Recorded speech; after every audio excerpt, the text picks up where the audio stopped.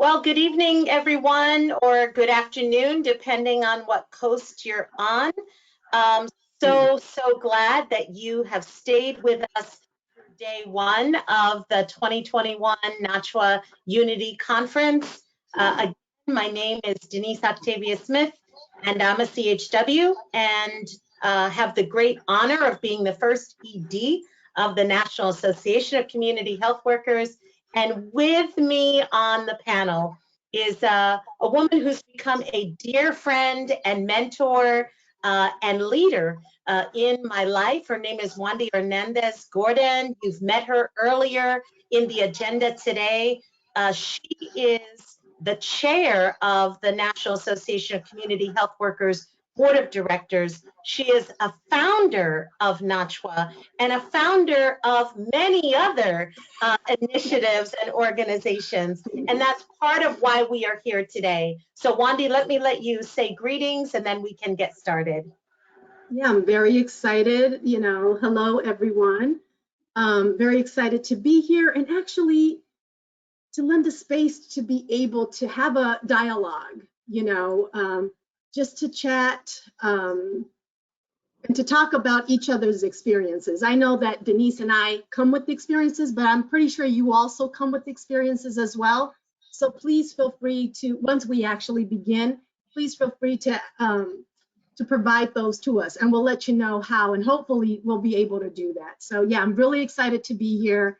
And as Denise has stated, I am a CHW.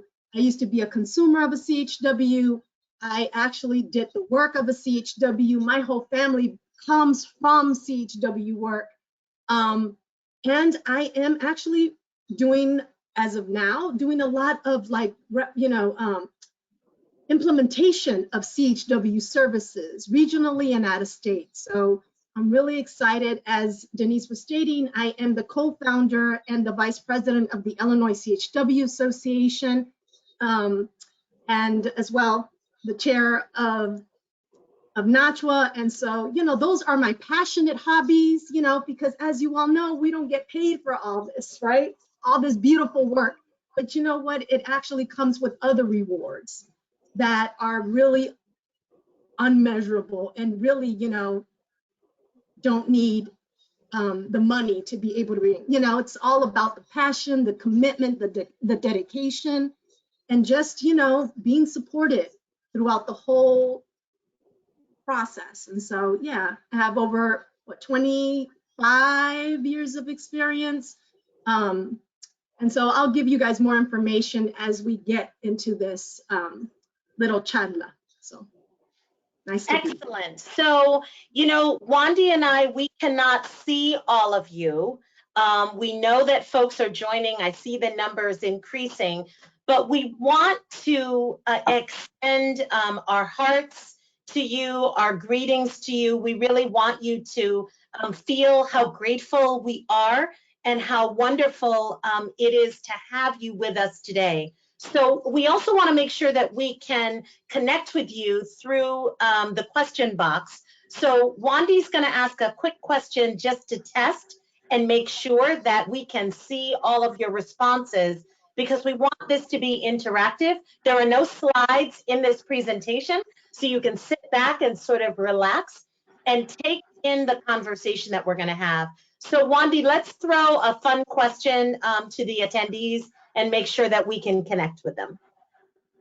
So ladies and gentlemen, as you guys know, this is summer. We're into our either alcoholic or non-alcoholic cocktails. So I would like to know from you all, what is your favorite? It can be alcohol or non-alcoholic cocktail.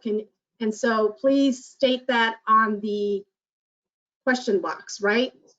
Yep. Denise, okay. The mojitos. Yep, so it's coming. So definitely we can see them. Non-alcoholic, anything with lemonade. Anything with lemonade.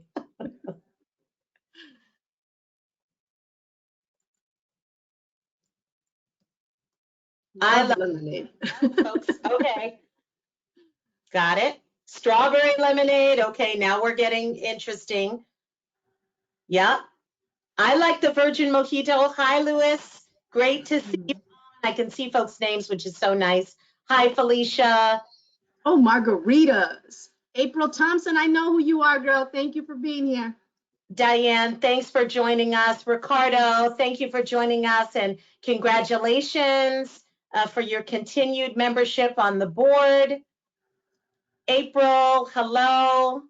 Kava, okay, I don't know what that is. Sweet tea. Amari saying sweet tea.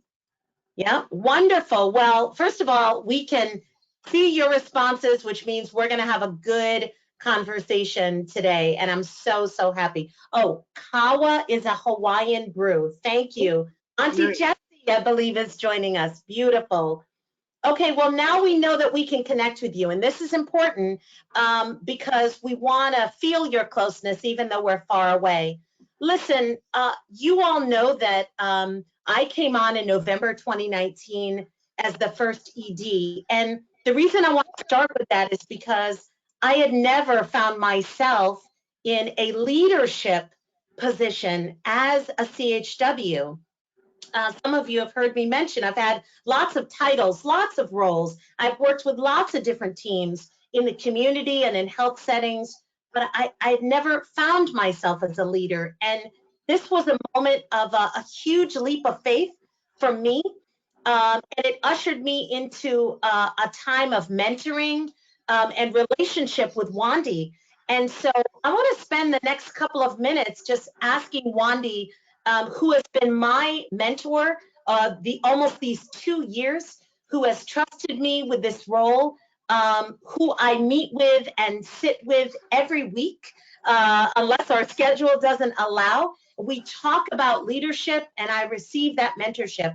I want to ask Wandy about her own leadership journey and talk to her about her calling as a CHW and also the choice that she's made to be a mentor and a leader for others. So Wandy, I'm going to let you take it from there. What do you want us to know about why you became a CHW and then why you decide to go a step further and really lead in organizations? Just like many of you, I started very young. I was 7, 8 years old, living with my grandparents. They needed assistance in terms of, they didn't speak the language, they didn't speak English. And so I was the person that would translate for them. So we would go to different, public services, different types of services that they needed. And so of course they would take me along and I would actually go with them and I would assist them. And for me, that was kind of fun, right? And then what opened my eyes was one day, I had gone with my grandmother and she was actually seeking public assistance. And so we go in there together and of course I'm there to translate.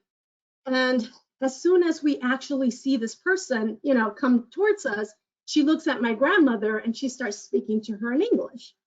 And so my grandmother just stared at me like, what did she say, right?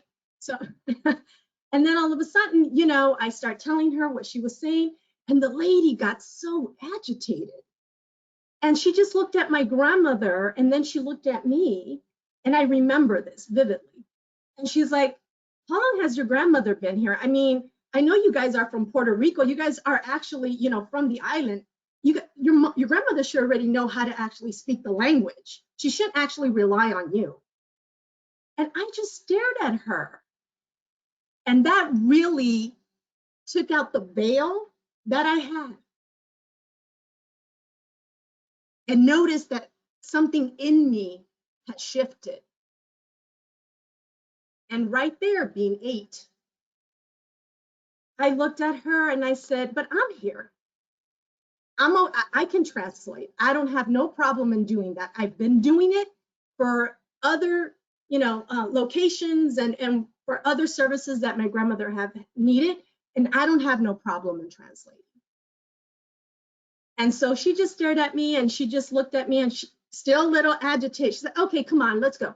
So that's where it actually began. That's where the journey began. And that's when I noticed that, darn it, there is a need.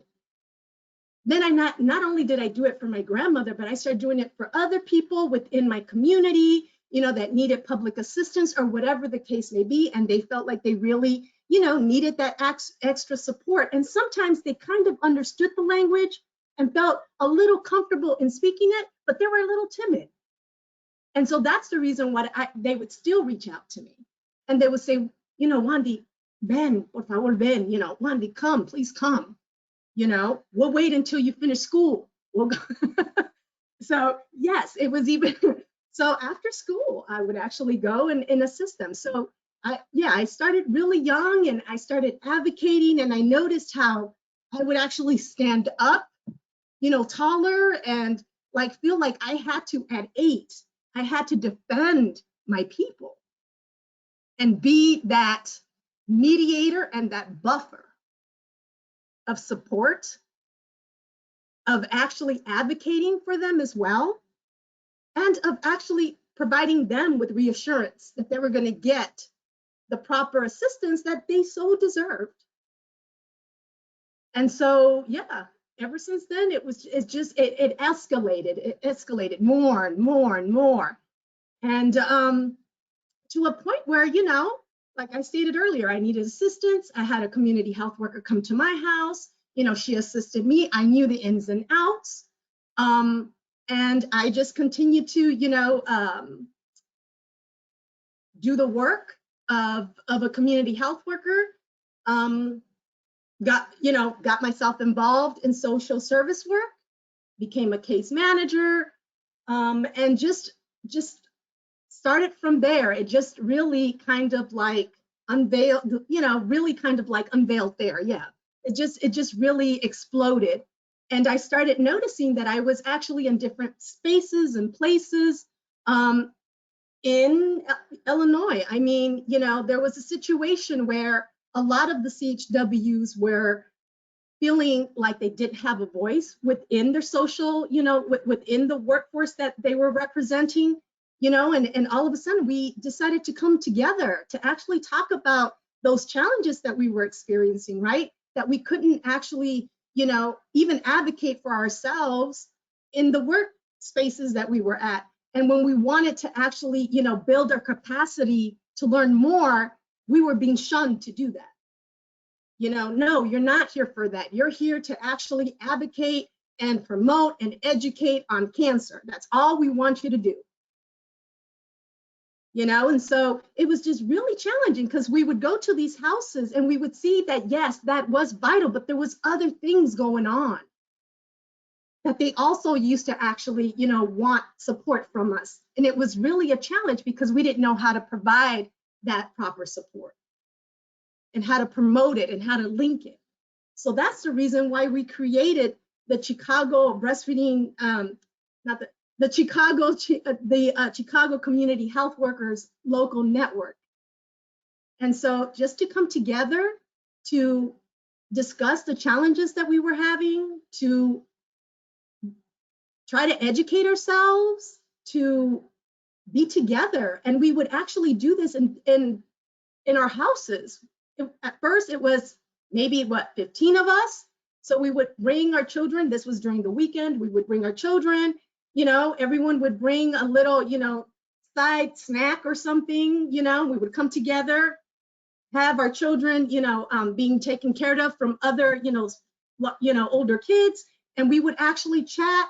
And we did have a person that would come in and educate us on domestic violence, if it was an issue, on just, mental health, whatever the case may be, those people were there and we had those connections. And that was interesting that they would come and teach us for free. We didn't have to pay. And so that was something that we were doing until, people start hearing about us and it grew.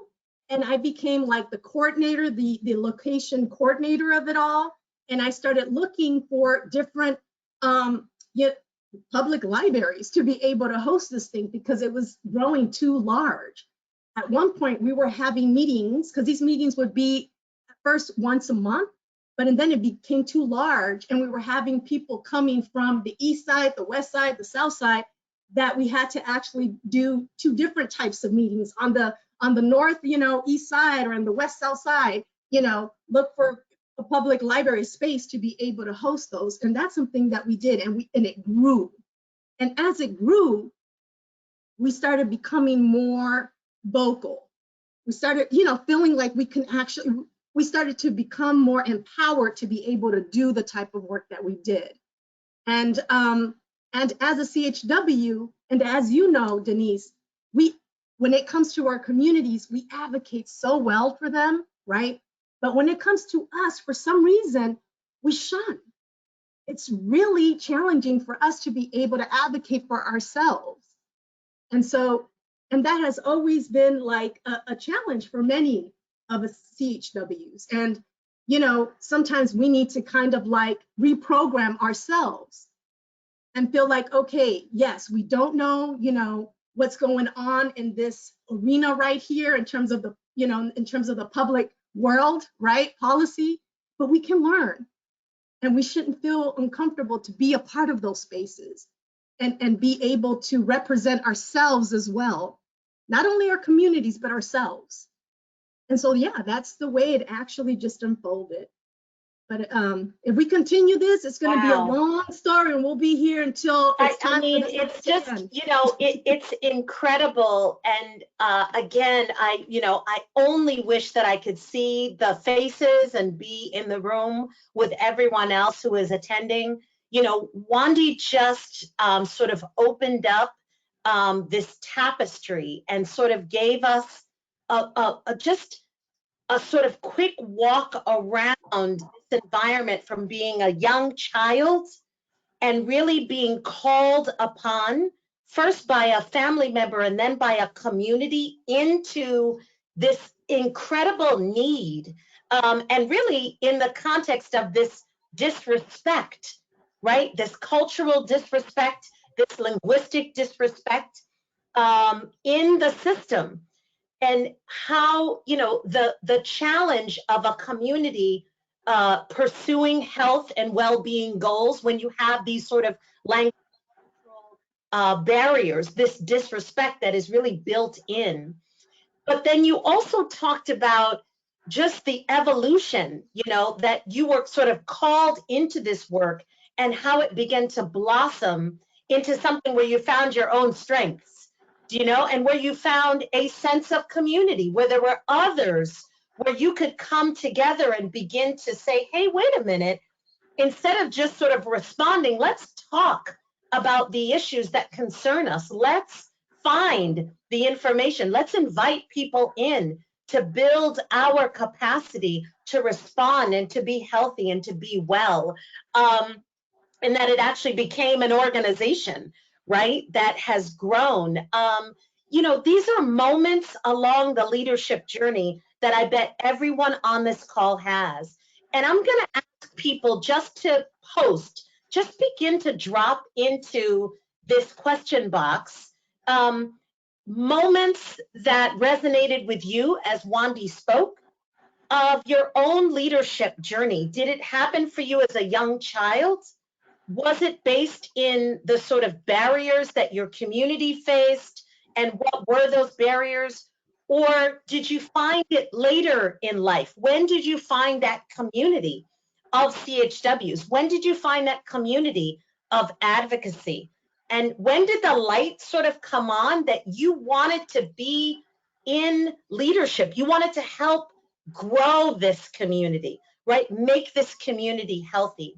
So I'm going to look in the chat and look to see people responding. I see a few folks have joined us as you've come in. We're having a conversation about leadership, about the leadership journey. And Wandy and I, as I mentioned, Wandy is our board chair, and she has been mentoring me along my leadership journey. And so we're having a conversation about this because we know that CHWs in this time, wherever you are working, in whatever sector, in whatever community, the pandemic, the mental health impacts, the economic impacts, the physical, clinical impacts have called each of us to step into conversations that are new, conversations that cause us to advocate in new ways for ourselves and our own health and well-being and for others. I see Taliba saying her role as a CHW came from her lived experience.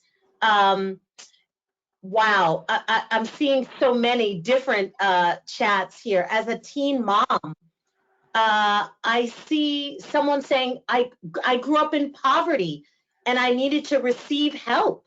Wandy mentioned she was a recipient of CHW services. I was a recipient of patient navigation services when I was diagnosed with a rare chronic disease. Auntie Jessie, a leader in our community, a woman I've had the great honor to work with, says she's living in a rural, underserved community prior to COVID, and that there were many needs there, and she has taken on that leadership role. Another says, when working with a woman, you were thrust into a leadership role. Seeing how someone handled it all and created space for you to step into your own leadership journey. And you're right, sometimes we don't know that we're ready. We don't know if we're ready. So Wandy, let me ask you this question, because fast forward, you helped to found the Illinois CHW Association and the National Association of CHWs. When did it really become real for you that, my goodness, I am a leader, not only in my community, I'm a leader in this profession. I'm a leader of other CHWs. What made that moment real for you? I feel like as a CHW, we always, like I stated earlier, we always like to be in the back scenes, never in front. And so during the time this was a network, we had several people that were actually running it, right? And I was like the liaison, the advisor, and I would actually provide resources, and I would actually attend different types of events and everything. But I was always in the back scenes. I never wanted to be in front. And so that, I had a conversation with an advisor of mine that always noticed that when there was a House bill that was actually being done, I was actually in the picture, but I was way back behind the scenes, right?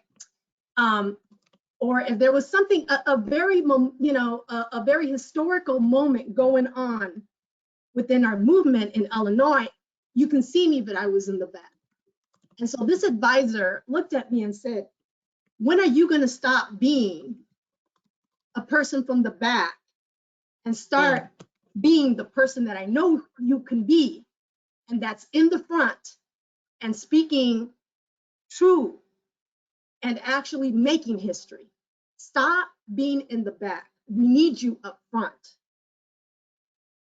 And when she told me that, I just looked at her and I thought she was, like bluffing or whatever. I was like, oh, you're just so funny. She's like, no, it's really important for you to actually start being, and she's like, I'm not the only one that has been seeing that about you. You're always in the back. You never, people acknowledge you, but you're just like, hi, and then you kind of step away.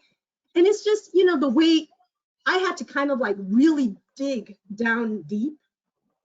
And it's because culturally, that's the way we are raised.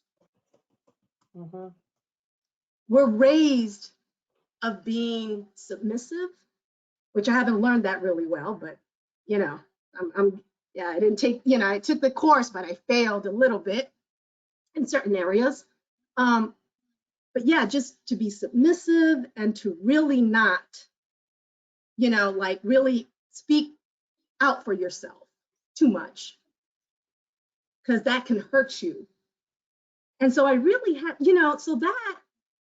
so when she told me that, I had to really self-reflect and meditate and pray and really decide, where's that coming from? Why am I always hesitating? Why is that, right? And during this process of the movement that I was actually, along with many other CHWs, that actually, it was all of us, right? We were all moving together. But I was sick from some time. I had health issues and all that stuff. So there was times that I had to be in the back, right? But it wasn't all the time. But it was just, yeah. So just fast forwarding, I just felt like I really had to kind of like really dig deep and actually challenge myself and putting myself forward and not, always being in the back. Because a lot of CHWs know, I'm also a mentor now. And so some of my I know how to be a great cheerleader for folks. But when it comes to myself, sometimes I'm like, oh, I kind of like move back. But yeah, that's something that really struck me. And so, and that's still challenging. Sometimes I'm in spaces that I feel uncomfortable because those spaces are of people that don't look like me, that don't speak my language. I have an accent. I mean, I speak Spanish, that's my thing.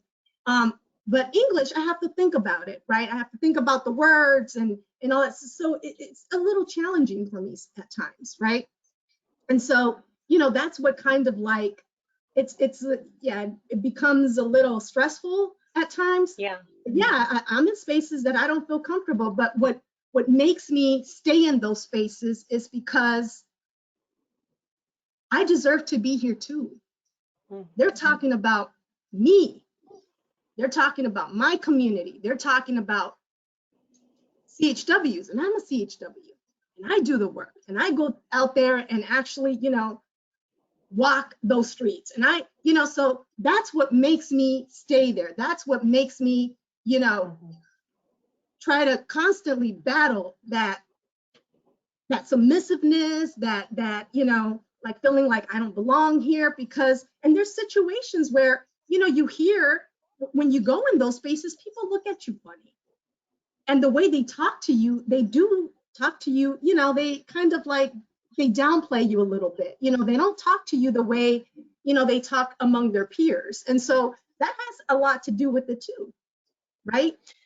I'm looking through the chat and I'm listening to you speak. And once again, there's just a lot of alignment. Ms. Johnson said CHWs need to hear more of these stories. And what is so honoring about this moment is that, a lot of people in the chat and even Wandy are lifting up a lot of pain and struggle in this journey. We need to recognize what it takes to lead, what it means to lead. And I want to say, we know the statistics. CHWs in the United States, perhaps globally, are mostly female. We are mostly persons of color. But all of us, regardless of where we come from or our identity, we share lived experience with those who are marginalized, with those who have experienced barriers of one kind or another, whether it is financial, generations of poverty, whether it's involvement with criminal justice, difficulty in living a healthy life from surviving a chronic disease, someone who has emigrated or become a refugee in the country, someone who is marginalized because of our literacy, because of the color of our skin. So we walk into these spaces, as Wandy was saying, with those identities. And we know that we often confront the majority that does not look like us, whoever us is. And I just want to honor that. Again, I can't see or really experience all of you, but each of your stories are represented in your leadership and your triumph as well. This is really important, and telling these stories creates a tapestry of our journey to leadership. This is why we often don't say, there's one pathway to become a CHW. There's not one certification exam that we want everyone to take. There's not one way. There's not one program that every CHW should be doing. Why? Because it's the diversity of our stories and our community that allows us to create these beautiful, tailored, culturally aligned responses and relationships with those where we live and where we serve. We want to maintain and really celebrate this diversity. So we're about halfway into this session. And so I'm gonna pose another question for the folks who are with us and invite them to talk now about what is your, you know, you've heard Wandy talk about her story from childhood until now, from people saying, hey, you need to come up front, right? And then when coming up front, what she faced in coming up front, okay? It wasn't always roses, it wasn't always it wasn't always easy. For you who are with us in this roundtable, what is your biggest challenge in leadership right now? Does it come from within and what you're saying to yourself? Is it doubt, self-doubt, or sort of negative talk? Is it among allies? Are you having difficulty getting support in your leadership journey? What is the greatest barrier that you see to sort of standing and walking in your leadership? So I'm going to look in the chat as people start to post that. And this is important because we want NACHW, we want this roundtable, but we also want NACHW to be a community of support for you as a leader. We believe in your leadership at whatever level, whether it's leadership in your organization, leadership in your community, leadership at the state level or at the national level, wherever you envision, we want to be a support, connect you with mentors or others who are walking that leadership journey. So post for us and let us know what's the biggest barrier, what's the hardest thing about your leadership now, and we're going to talk a little bit about that. Okay, so I'm going to give folks a minute and we'll go into the chat. And Wandy, I just want to thank you for your transparency, you know, just for opening your journey and your life up to us, because people are really responding to that honesty and transparency and saying that we need more stories.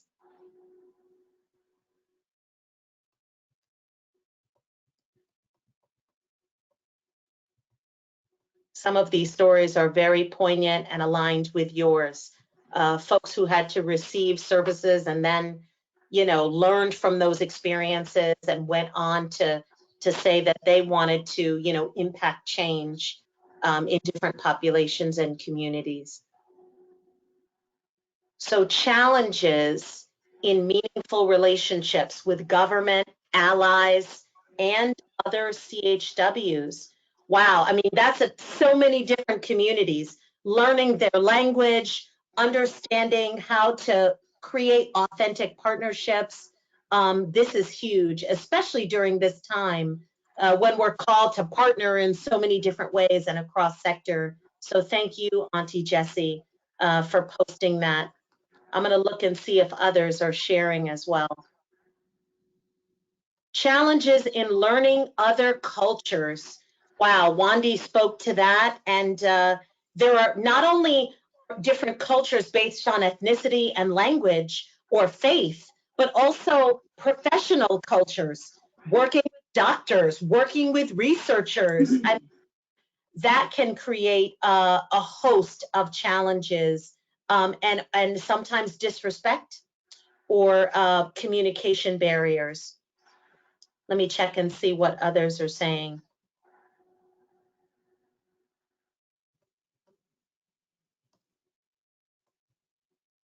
Some, I think, are just thanking you for sharing.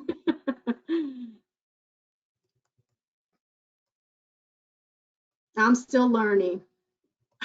Yeah, leadership, absolutely. You know, leadership comes with great successes, but also some hardships. You Yeah. lose even people that you assumed were your allies and were the people that you really held deep, professionally, and you honored them. Sometimes leadership also comes with just of your own personal sacrifices that you have to make, right? Sometimes, when you become a leader, it's like, it's not a it's like a CHW job. It's not a 9-to-5 job. It's more, it's not only dealing with the community, but now you have to kind of deal with other spaces that you have never, encountered. And so there's a different way you have to present yourself. There's, you have to kind of start learning the in and outs of those other spaces that you're going to be participating in. And so it's a lot. It's a lot. And yeah, so you're constantly learning. And there are some trial and errors that you do, right? Because sometimes our passion actually is so that people look at us and they're like, oh my God, look at them. It's the Black and brown woman. They're really feisty today. And it's not about being feisty. It's about showing the passion. We're trying to convey the passion, but what they see is different. So, or the angry Black and brown person, yeah. So those are some of those, names that they give you, right? But yeah. Yeah, that's powerful.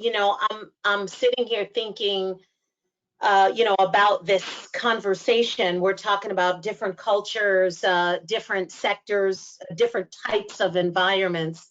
And if we sort of group all of that into non-CHWs for just a moment, so that we can speak broadly, how do you build successfully with people who say that they are allies, but maybe are thinking or doing things in ways that make assumptions, that overlook the voice and the leadership of CHWs? Have you had to talk with allies and say, here's what, have you had those tough conversations? I mean, I know that you have, but do you prefer to do that one-on-one? What is your style? What's your approach to building those bridges while still, speaking your truth? In certain situations, I rather do it one-on-one if I can, but there has been situations where I've been caught in a group setting, and I'm actually feeling the disrespect, and and not only of the profession, but as well as the person who I am, right? And so in those situations, I really call it out. And I've learned how to do that. I just let them know how uncomfortable I'm feeling about this particular conversation, and that, I'm really feeling disrespected, and so, I literally call it out. I don't actually hold back. Before I used to try to hold back, and I noticed that in some situations it wouldn't work for me. And the reason I say that is because there has been situations where it has been groups, and sometimes they look at you and they're like, oh, pobrecita, like, oh, I'm so sorry, and that's not what you want, right? You don't want to be pitied, or, that's not what you want. What you want is for people to actually, talk to you like the person that you are. This is a profession. They wouldn't be talking like that to a nurse. They wouldn't be talking like that to a doctor. They won't be talking like that to a case manager. They won't be talking like that to any other profession. Why do you feel that you have the right to talk to me like that? Why? Yeah. No, this is a powerful point.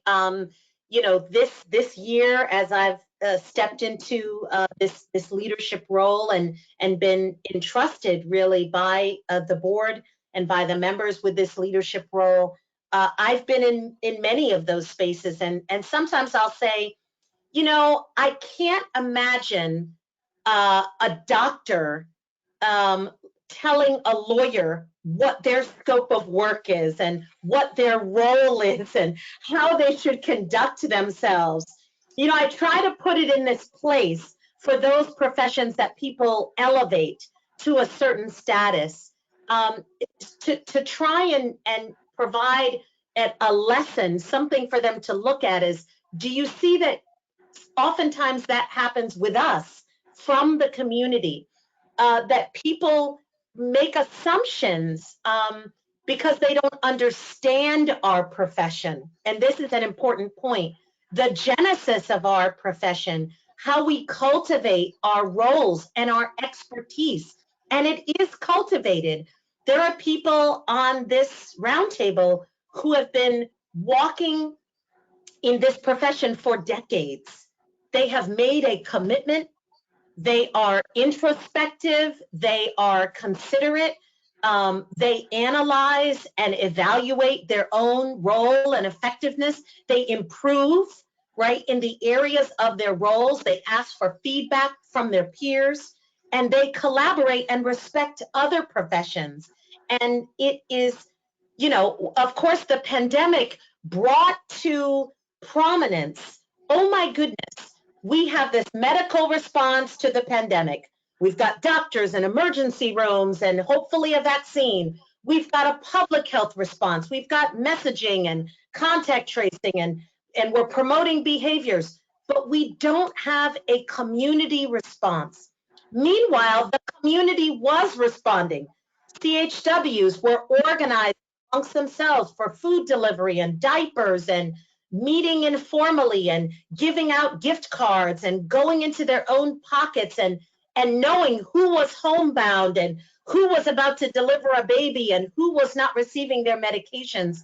And oftentimes our profession had difficulty even being heard at those tables. And I think our community suffered in the early months of the pandemic because of that.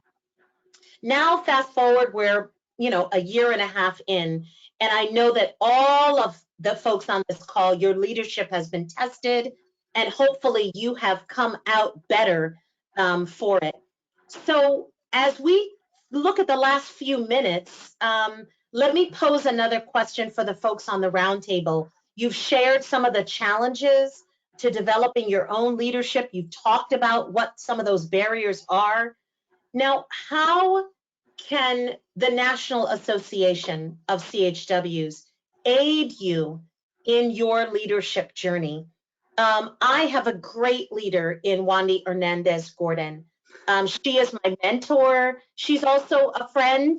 We've never actually met in person, but we will, God willing, one day soon. And I work with many of you who are on the call.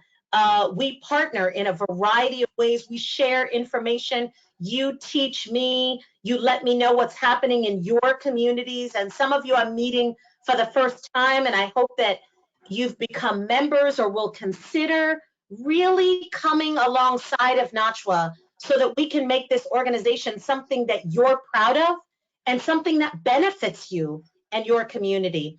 So what are some of the ways, if you could just throw into this question box, what are some of the suggestions you have? What are some of the things that NACHW should be sharing or creating or talking about, amplifying to help you build your own leadership capacity? Are there affinity groups that you're interested in? Do you just need a supportive environment? Is it policy, and are you looking at our policy documents and are you finding questions there?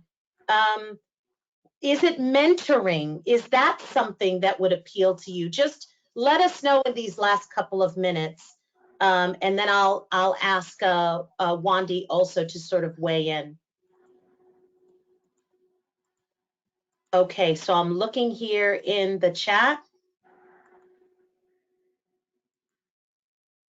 Auntie Jessie from Hawaii posts, can NACHW establish a template for creating a CHW association certification program? And we do provide some guidance. And for those who have been so busy providing service and loving your community. We've had webinars this year on how CHW or Promotora leaders have actually started their own association. We've also had webinars on the core competencies and the National Core Consensus Project. If people are trying to get grounded in what are the core competencies, the roles that NACHW endorses, that might benefit you in your state, if you are considering a training program or certification programs. April says, could you continue to provide free webinars and workshops? Yes, the answer is absolutely. We provide a workshop for all new members because we want you to be able to talk about the National Association, about unity, about our values, about our policies. We have a PowerPoint that you can download with talking points if you want to share that in your own state. But then we bring experts on, CHWs and allies, to also share their expertise across the country. So April, I hope that you've enjoyed some of them. And if not, make sure you email us after so that we can make sure you have access. What are some of the other ways that people would like to see NACHW cultivating the leadership of CHWs? Angela types, can NACHW, let's see, maybe develop? It says, can NACHW leadership training tract? So how can NACHW really formalize this? You know, is it a program? Angela, I can tell you right now, we have just helped to build over the last 4 months a survey on leadership, what helps to promote or what prevents barriers to leadership. And we're trying to get that spread around the country so that all kinds of CHWs can respond. But we would love to learn not only from this national survey, but also from this call and from this Unity conference about what a leadership tract would do for you. And you'll be seeing in the month of August, you're going to be seeing information in our free newsletter. You don't have to be a member to get the newsletter.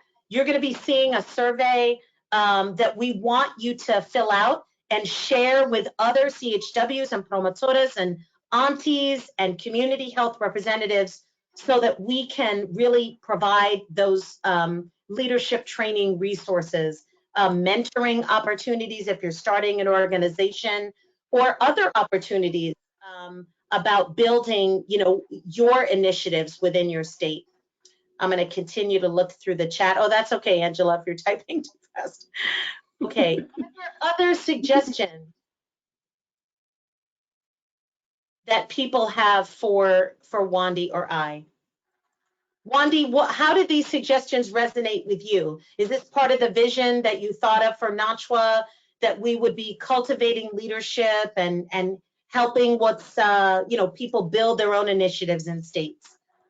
Right, you know, that, yes, all of that, and actually assisting them with their own self-worth, because it's not only actually projecting through the outside, but it's also making sure that you're, you know, that you have what you need in the inside, right? So yeah, all of these are great. I'm really, you know, some people actually talked about here in terms of cultural challenges, learning other cultures. Yeah, as you stated, Denise, so that's something that we can talk about. You know, advocacy 101, you know, it's really important. A lot of us actually open that door and we just kind of shy out because we really don't know, you know, the language that is even talked. There's a lot of like acronyms that people use for certain things and we're like, oh my God. So, you know, stuff like that. How do, you know, those type of situations, right? What do you know, what is that about? And we can actually do it by levels. We can do, you know, advocacy 101, advocacy 102, you know, and move on. I mean, you know, a lot of things that the CHWs are in need of, how to actually speak to, you know, and even talk about funding, right? You know, what's that about, you know? Because a lot of CHWs, actually get paid by funds, but they don't know what that's about. They don't know what type of, what's that about? Like in terms of the funding, where does that come from? Where does it generate? All that stuff. That's really important to understand in terms of what it is. And, something that I've heard you say before, again, reflecting on your own leadership journey, we have a board meeting every month, and you talk about even just the financial literacy. There are CHWs who are capable and talented and want to serve on boards, and have so much to offer an organization in that way, but may feel intimidated by looking at financial documents, reading monthly financial reports. I know I've been there. I remember being in a meeting and them passing around the first audit, the very first board that I sat on. And I was so afraid that someone would ask me a question as I struggled to look through these pages and pages of the audit and sort of find my way. I also remember being in a meeting, a state meeting here in Connecticut where I live, and I remember a fellow CHW raising their hand and saying something to the effect of, "These documents are difficult for me to understand." It was a very brave moment, and I was so hurt when the facilitator of the meeting, a non-CHW, said, "Thank you so much for your comments," and then moved on. She didn't stop to say, "You know what? Let's stop and talk about this document. Maybe, we need to break this up, or maybe are there other questions in the room?"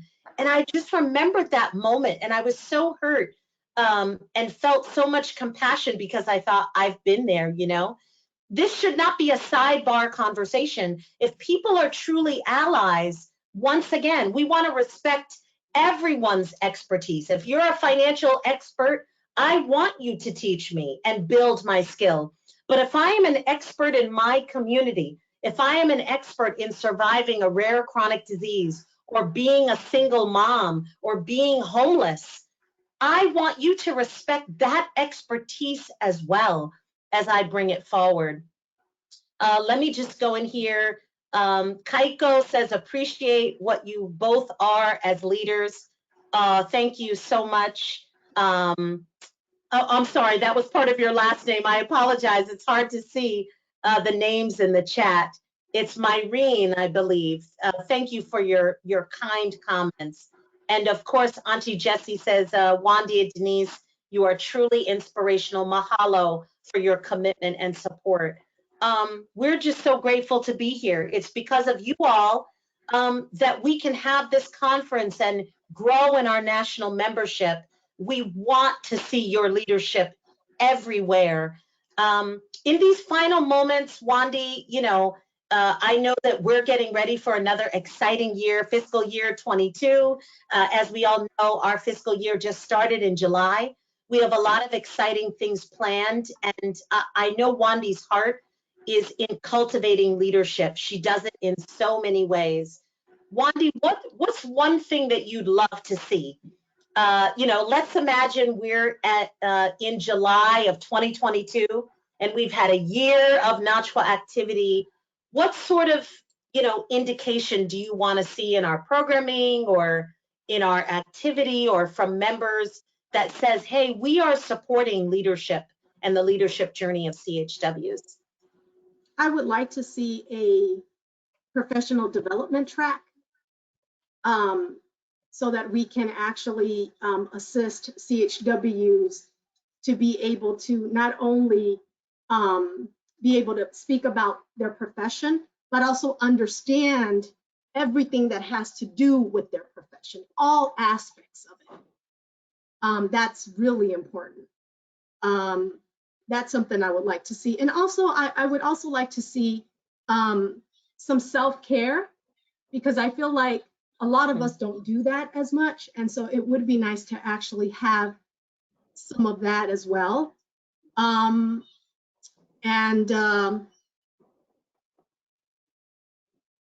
yeah, I just have so many, there's so many things that are actually like Yeah, coming I mean, into that's play, but fantastic. You know, we're getting thanks from Luis Lagos, and let me just say, Luis is one of our ambassadors from Idaho. And during the pandemic, he helped to launch a CHW association. So, Luis, we want to thank you for your leadership and the leadership of so many here. I believe Angela was with us, and she helps to lead at the American Public Health Association CHW section. And I'm sure all of you, I can't even call all of you out, but we recognize that we are co-learning. You know, this is a community where we are learning together.